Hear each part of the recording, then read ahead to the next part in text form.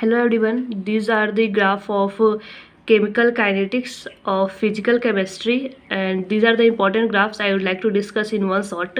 So first come to the rate of reaction with respect to concentration, and we can define it in such way, and concentration will be of power 0, so it will be 1, and rate of reaction when directly proportional to concentration, then graph will be constant.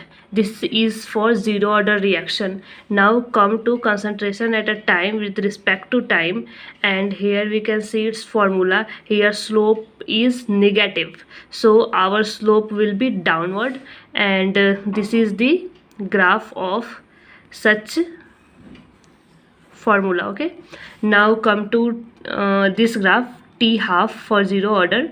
T half formula for T half is C naught by 2k for zero order, and here we can say that T half with respect to concentration, here slope will be 1 by 2k, so it will be a straight line. Okay, so this is all clear. Now come to first order reaction. Here rate of reaction will be equal to constant, and this will be the concentration of power 1. So here rate of reaction with respect to concentration will be a straight line where slope is k.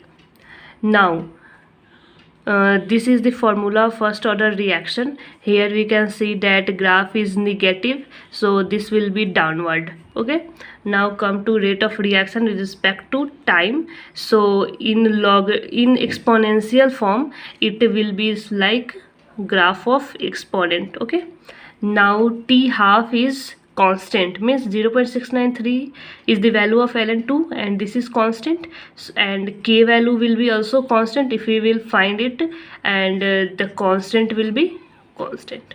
Okay, so this is the graph of first order reaction, and this is the graph of zero order reaction.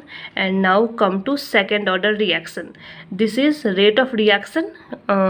This one is constant, and concentration of power 2, and we know that concentration of power 2 means this will be formed as a quadratic equation, parabolic graph, so this is parabolic. Okay, now this one is 1 by concentration at a time, so this graph will come out as this gap is of 1 by c naught.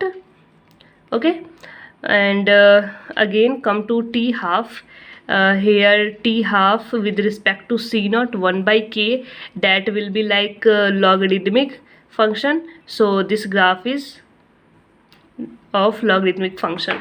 So I think my video is completed, and I have discussed all the graph of the reaction. It will be helpful for you as I expecting. So thank you.